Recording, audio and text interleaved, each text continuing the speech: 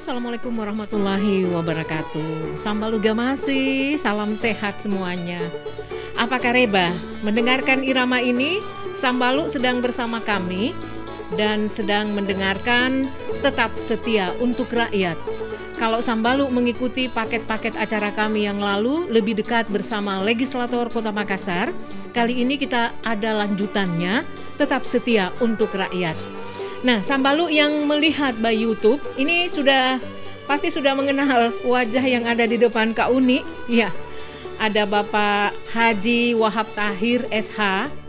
Beliau ada di depan Uni. Ini politisi senior dari Partai Golkar. Tidak ada yang tidak tahu ini. Iya, dan kita akan lanjut bincang-bincang langsung dengan Bapak Haji Wahab Tahir, Bapak Dewan kita. Assalamualaikum Pak Dewan. Assalamualaikum warahmatullahi wabarakatuh. Apa kabar ini Pak? Alhamdulillah baik. Iya, kali kedua kita bertemu. Ya. Yang lalu di DPR, ya. Sekarang kita di studio Radio Gamasi. Yang lalu Gamasi yang ke tempat kami, sekarang kami yang ke tempatnya Pak Gamasi lah. Terima kasih Pak, senang sekali. Iya, sehat-sehat Pak. Alhamdulillah. Alhamdulillah. Uni melihat cerah sekali. Mungkin dari pertemuan atau dari apa, tapi kami mengundang ke Gamasi Bapak Dewan kita ini untuk mendekatkan juga dengan para pendengar, kemudian masyarakat Makassar, warga Makassar untuk lebih tahu bagaimana ini Bapak jagoanku, Bapak Dewan jagoanku, seperti itu. Baik, sampai Pak, setelah 14 Februari kemarin bagaimana kondisi partai, kondisi kandidat yang Bapak ketahui Pak? Iya. Kita karena saya sekretaris Partai Golkar Kota Makassar masih tetap menjalankan tugas-tugas dan kewajiban saya ke partai. Di samping juga saya juga harus menyelesaikan kewajiban dan tugas saya sebagai mandataris rakyat yang anggota DPR Kota Makassar. Sehingga ya memang dibutuhkan jiwa besar dalam namanya sebuah pertandingan itu pasti ada kalah ada yang menang, sehingga konsekuensi dari semua itu adalah ya kita harus banyak bersabar, mengikhlaskan apa yang bukan menjadi takdir kita dan kemudian bekerja lebih baik lah. Saya pikir Tuhan tidak salah memilih pundak hambanya itu, seperti itu. Iya, baik. 15 tahun kan bukan waktu sedikit ya Pak. Ya. Dan Uni yakin sekali banyak pendukung Bapak yang merasa sedih. Iya, mungkin ada yang nangis juga. Waduh, ini saya selama ini mudah mendapatkan kemudahan dari wakil rakyat, kemudian tiba-tiba ini harus bagaimana sebenarnya dinamika politik Pak yang Bapak tangkap ini Pak?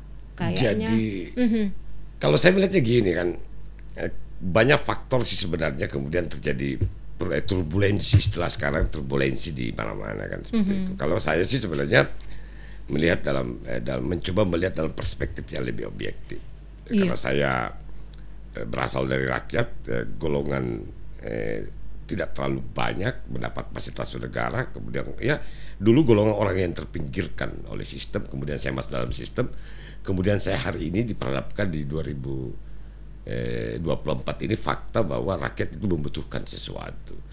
Ya banyak faktor sih sebenarnya, karena faktor ekonomi, impitan ekonomi sehingga kebutuhan, sehingga yang ada dalam frame berpikir masyarakat pada saat itu pasca sebelum 14 Oktober itu adalah mayoritas, ya tidak semua, mayoritas adalah mencoba mencari nilai lebih dari semua caleg yang ada, sehingga saya sampaikan kepada seluruh keluarga besar saya untuk kita tidak kemudian terlibat terlalu jauh dalam hal-hal yang bersifat transaksional, karena saya tidak mau tersandra. Sebagai seorang politisi saya mau kebebasan berekspresi menjadi wakil rakyat sebagai penyambung lidah rakyat, dan saya tidak mau tersandra. Ya kalau saya tersandra nanti bahaya kan. Ya kan, menurut saya banyak hal yang dalam ukuran saya sebagai seorang politisi, sebagai aktivis pro demokrasi di era 90-an, banyak hal yang menurut saya sedikit tidak wajar. yang era sekarang, Pak, Pak, era ya. sekarang dengan gitu. Baik. Tapi sekali lagi saya katakan bahwa kondisi yang memungkinkan seperti itu, masyarakat mencoba mencari nilai lebih dari caleg. Tapi kan sekarang saya tidak melihat bahwa tidak semua sih seperti itu. Saya melihat memang lebih banyak lah yang seperti itu, karena pendudukan basis ideologi pendukung saya, ya suara saya naik. Iya. Naik. Jadi sehingga ada istilah orang, sebenarnya Pak Wahab itu tidak kalah, hanya kebetulan lawannya itu lebih banyak belanjanya kan.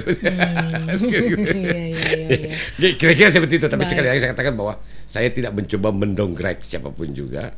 Saya mencoba melihat dalam proporsi yang lebih objektif, bahwa saya melihat bahwa saya masih dituntut oleh rakyat untuk bekerja lebih baik.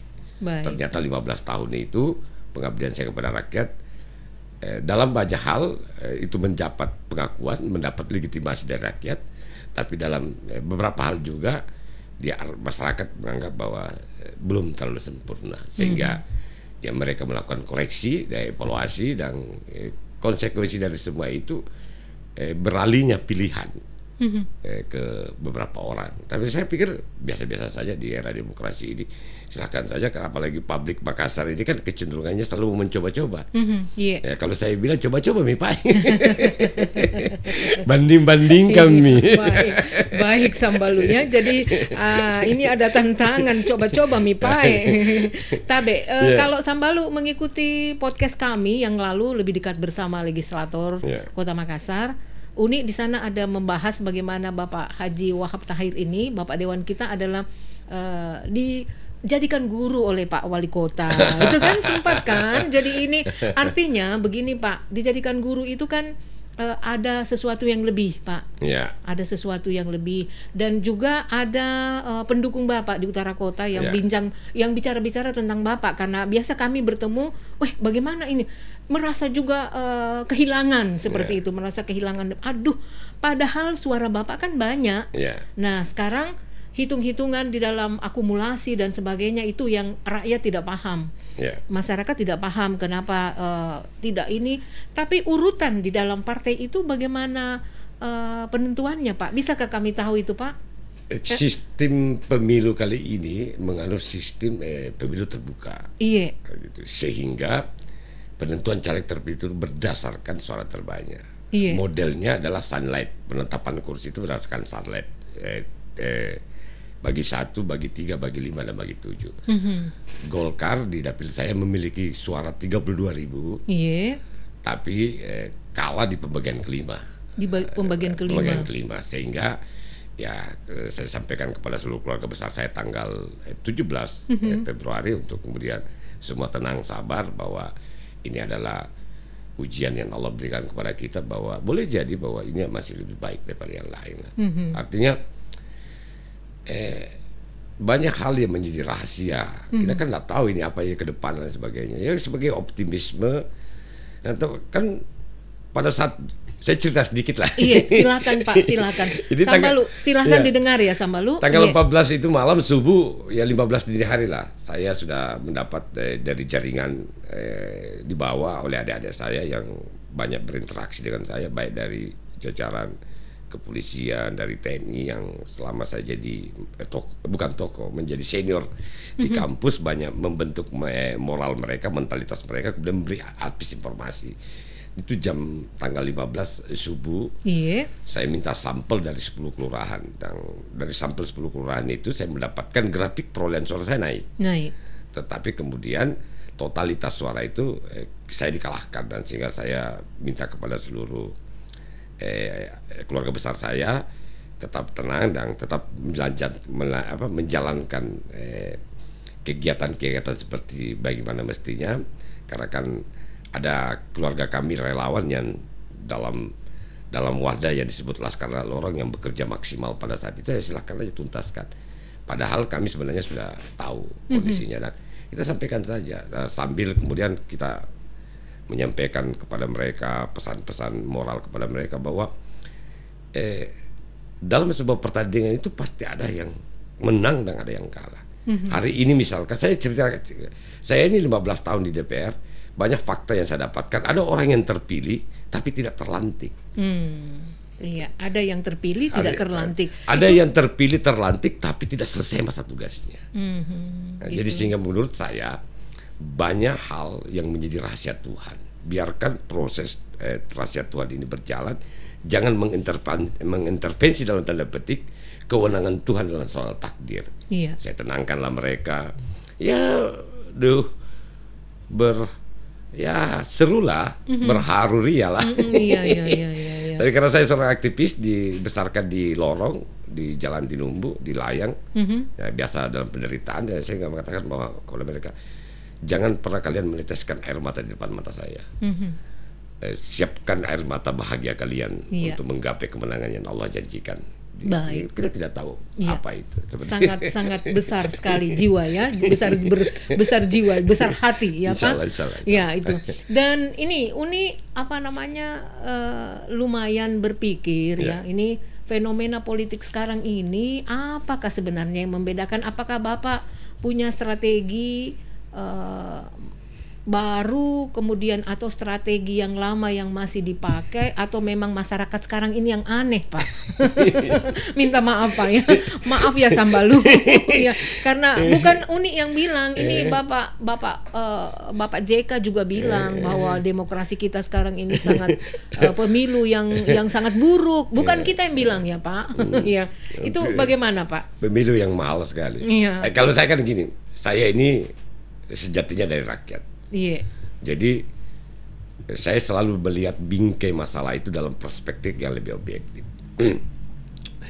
Bahwa era memang Makassar ini, saya bicara spektrum Makassar, memang masih berbiaya tinggi, berkos tinggi, karena diakibatkan karena itu tadi kesalahan para politisi juga. Jarang politisi yang kemudian terpilih lantas mengingat konstituennya. Jarang sekali, bukan tidak ada. Jarang sekali, sehingga kemudian itu menjadi bara politik dari rakyat, kemudian rakyat mengambil sikap yang lebih, ngapain menunggu lagi, pokoknya selesaikan memang, kalau bisa selesaikan memang sekarang, transaksional sekali sifat. Sebenarnya diakibatkan oleh karena perilaku politik kita juga, perilaku para politisi yang menyimpang. Kalaupun ada yang berorientasi material full, pragmatis full, persentasenya kecil lah. Lebih banyak pada menurut saya balas dendam dalam tanda petik pada politisi ya, termasuk kami ini mendapat bias dari dendam politik itu. Ada para Luna baru baik sama kita. Kemudian dendam itu kemudian membara dan kemudian mereka menunggu momentum yang tepat. Nah, ini kemudian pesan ini berantai kepada tetangga, anak cucu dan sebagainya. Kemudian akhirnya mereka ada sikat. Kemudian siapa yang dipilih, nah itu nanti kembali pada nuraninya. Nah, kenapa saya kasih berikan contoh. Di satu tempat nilai lebih yang dia dapatkan di satu kompetitor saya, tapi secara umum kan kompetitor saya banyak. Ada 100 orang lebih. Ada kompetitor saya melakukan transaksi politik dalam sifatnya pragmatis sekali, itu ratusan ribu. Tapi kemudian dia tidak mendapatkan hasil yang lebih maksimal. Justru saya yang tidak memberikan apa-apa, justru hasilnya lebih maksimal. Tapi tidak semua. Pada umumnya masyarakat pemilih itu kecenderungannya mencari nilai lebih, tetapi penentuan pilihan itu akan banyak sekali ditentukan dari sikap informasi objektif terhadap caleg itu. Baik Pak. Mungkin ada rencana Tuhan yang lebih baik. Itu yang tadi Uni tangkap dari apa yang Bapak pahami. Nah sekarang Pak, ini kan masih ada tugas-tugas Bapak sampai dengan bulan September. Jadi masih kurang 5 bulan lebih. 5 bulan lebih. Ini tugas-tugas ada yang berat di antara tugas-tugas yang jadi PR Pak, atau bagaimana? Tugas kita yang paling berat itu kan kalau kemudian pemerintah kota mengajukan lebih awal APBD perubahan. Kalau berarti kita harus menyelesaikan APBD perubahan itu kalau masuk bulan 7 ya paling tidak bulan 8 disahkan. Nah, kenapa kemudian itu harus karena program pemerintah kota ini bergerak, ada keinginan pemerintah provinsi untuk melakukan beberapa hal dengan pemerintah kota yang mungkin tentu butuh perubahan angka-angka pagu anggaran itu, sehingga menurut saya itu yang berat Pak ya. Lantas kedua, fungsi pengawasan. Iya, pengawasan. Jadi perda-perda yang masih jadi PR, apa ada yang masih tertinggal, bagaimana Pak? Ya, kita masih mendorong terus proses pemerintahan ini bisa berjalan dengan baik, tentunya dengan fungsi layanan yang lebih diutamakan. Yang berat itu memang fungsi pengawasan. Pengawasan juga ya Pak, dengan APBD. Oh ya, masih di masa Bapak ya, APBD dengan APBD perubahan. Tapi APBD perubahan di bulan September juga. Tergantung, kan soal pembahasan APBD DPR itu kan komitmen politik, komunikasi politik yang melahirkan sebuah komitmen bersama untuk diajukan di paripurna. Itu gantung aja eksekutif yang. Tapi kalau kebiasaan kita, perubahan itu kalau masuk di bulan 7 kita bahas paling lambat minggu pertama selesai. Oh ya, berarti mungkin lebih baik seperti itu karena yang baru nanti mungkin akan terulur dan sebagai waktunya Pak ya. Masih butuh adaptasi, orientasi. Benar-benar. Ini Uni mau ulang sebuah kalimat. Kalimat ini Bapak ingat-ingat lah di mana Bapak sampaikan ini kalimatnya. Kita boleh miskin, jangan wariskan anak-anak kita kebodohan. Berikan anak-anak kita ilmu. Ini Uni copy dari sebuah ini kata-kata Bapak loh ini. Ya. Kita boleh miskin tapi jangan wariskan anak-anak kita kebodohan. Ini momennya saat apa Pak Bapak sampaikan? Saya ini saya coba flashback saja ya. Saya dulu itu jadi waktu mahasiswa kuat membaca. Dan saya banyak belajar lah dengan kejadian sekitar saya, dan itu semua diinspirasi oleh apa yang kejadian yang menimpa pada diri saya. Jadi saya bilang, kita boleh miskin tapi jangan kau bodoh. Itu dia. Kalau kau tombe lagi miskin, kau bodoh lagi, nanti kau jadi sumber eksploitasi. Saya ini dibesarkan di lorong sempit yang kalau musim hujan kebanjiran, musim kemarau kekurangan air, kemudian harus muncul di kota seperti metropolitan ini, itu tidak mudah. Dasarnya satu, saya bukan orang kaya, tapi saya tidak bodoh. Masuk dalam itulah yang kemudian menginspirasi saya. Saya mencoba meyakinkan keluarga besar saya, audiens saya, bahwa semua kekurangan kita itu bisa kita tutupi dengan rasa ingin tahu kita, dan kita tahu terhadap apa yang kita harus lakukan. Ya paling tidak boleh bodoh. Kalimat yang selalu diucapkan itu, kita boleh miskin, kita boleh bodoh, tapi jangan wariskan kemiskinan dan kebodohan kepada anak cucu kita. Itu dia. Baik Pak. Ini berarti Bapak terus-terus ini menggenjot masyarakat, menstimulasi, memberikan dorongan supaya masyarakat ini, orang tua, mencerdaskan anak-anak, mencerdaskan keluarganya. Sebegitu pentingnya sampai setiap saat Bapak menyampaikan ini.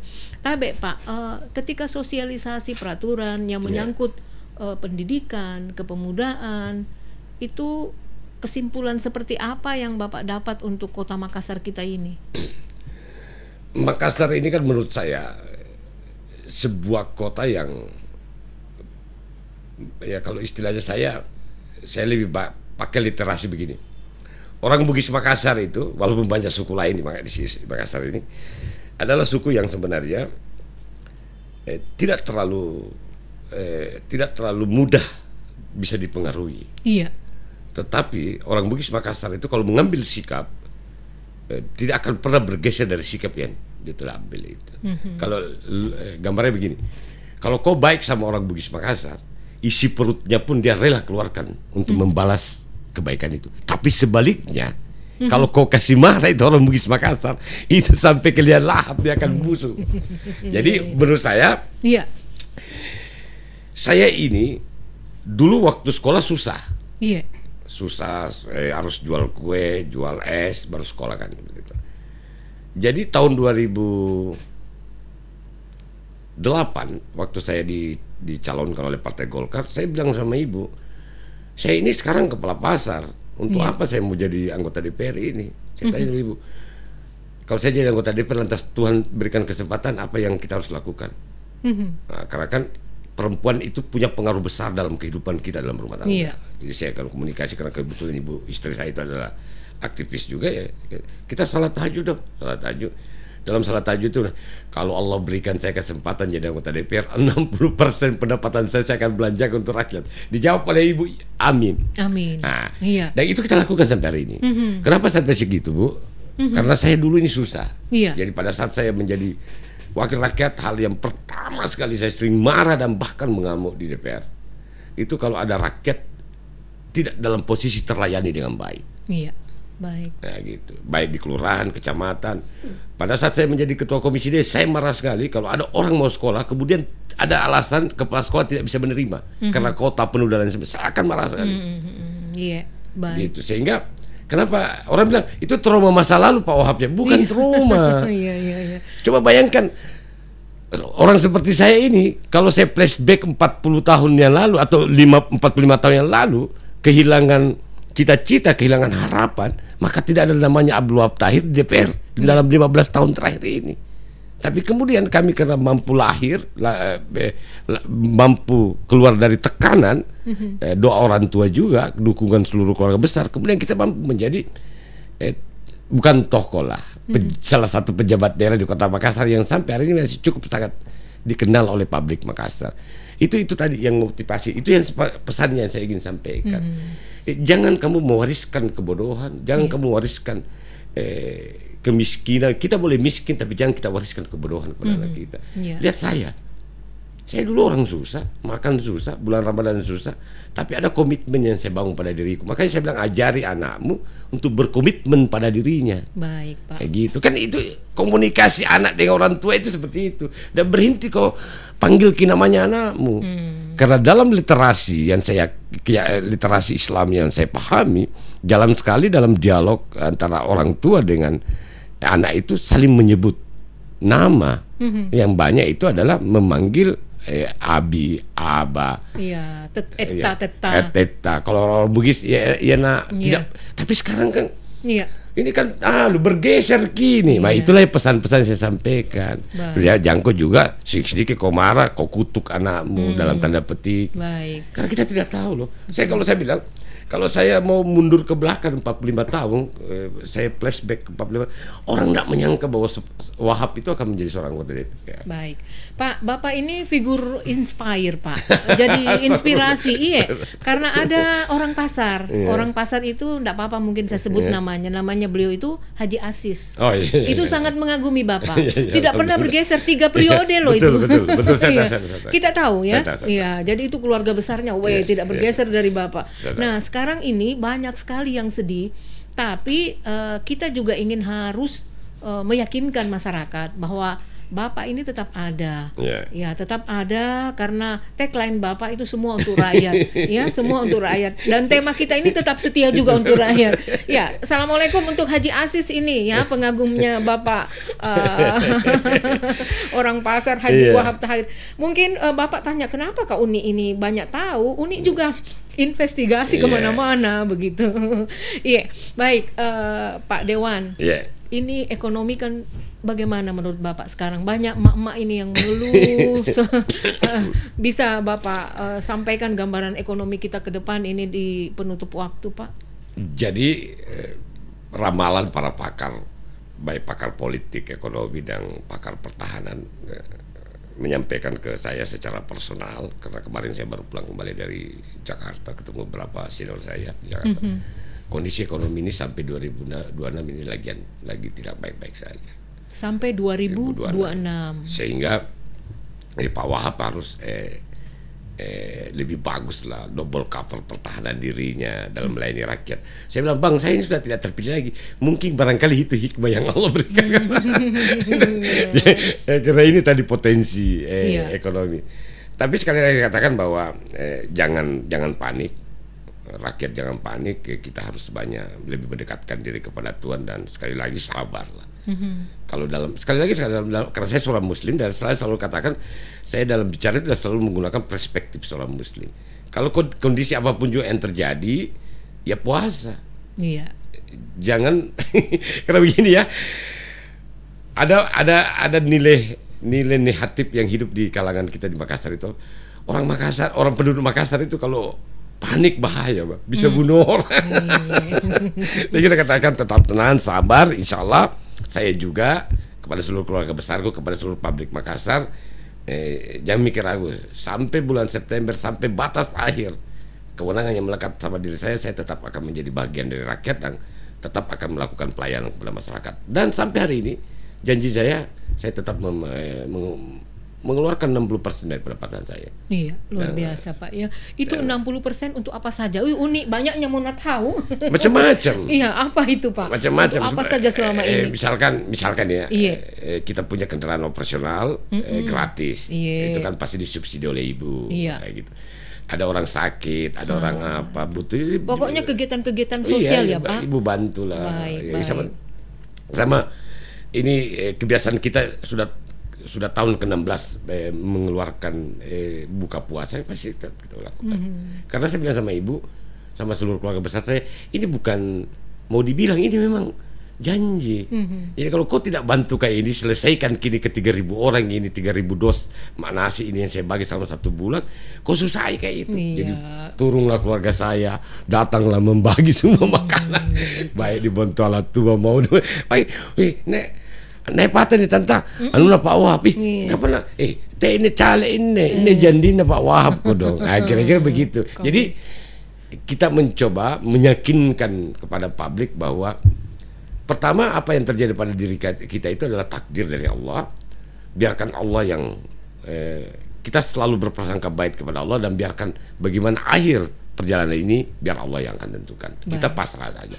Kedua, kepada seluruh keluarga besarku, tidak perlu ada yang merasa kalah, sedih berlama-lama. Begitu pula yang menang jangan bahagia berlebih-lebihan. Karena dalam spektrum sejarah DPRD Makassar ada yang terpilih tapi tak terlantik. Nah, ada yang terlantik tapi cuma sebentar. Iya. Jadi sekali lagi saya katakan, jangan terlalu yang kalah jangan terlalu bersedih, terlalu lama sedihnya. Yang menang jangan terlalu euforia. Karena dalam spektrum sejarah di DPRD Makassar itu ada yang begitu. Baik. Ya, sehingga menurut saya ya biasa-biasa saja. Dan sekali lagi kepada seluruh publik Makassar, terima kasihlah atas kepercayaan mereka.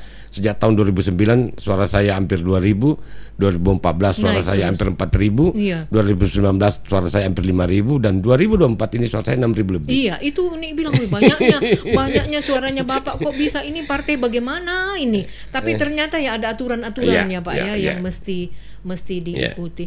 Tapi begini Pak, tetap semangat. Mudah-mudahan ada hikmah lain yang diberikan, direncanakan Tuhan untuk Bapak. Siapa tahu nanti ke eksekutif. Di Jakarta kemarin ada yang sampaikan ke saya, senior saya. Siapa tahu nanti jadi. Saya bilang janganlah. Saya ini lebih cocok jadi pengawas ketimbang eksekutor. Kalau saya jadi eksekutor bahaya, bisa tiap hari ada pejabat saya pecat nanti. Baik Pak, closing statement Bapak mau sampaikan apa ini sebelum kita tutup? Kepada seluruh keluarga besar saya, Sambalu Gamasi ya namanya, warga Makassar, bahwa sekali lagi saya katakan bahwa kalau ada apa-apa tolong sampaikan saja kepada kami. Selama mandat sebagai wakil rakyat itu masih kami sanding, insya Allah kami tetap akan lakukan layanan kepada rakyat yang terbaik. Sekali lagi terima kasih kepada seluruh keluarga besarku. Yang memilih saya juga terima kasih, yang tidak memilih saya juga tidak apa-apa. Mari kita semua satukan langkah untuk menata kota Makassar yang lebih baik. Iya, baik Sambalu. Terima kasih sekali ini Bapak Dewan, Bapak Haji Wahab Tahir SH yang sudah hadir di studio Radio Gamasi. Semua untuk rakyat, itu tagline beliau, dan tetap setia untuk rakyat. Mudah-mudahan seperti itu, dan insya Allah kita ketemu lagi Pak di lain waktu. Salam untuk keluarga. Assalamualaikum warahmatullahi wabarakatuh. Mari Kidi.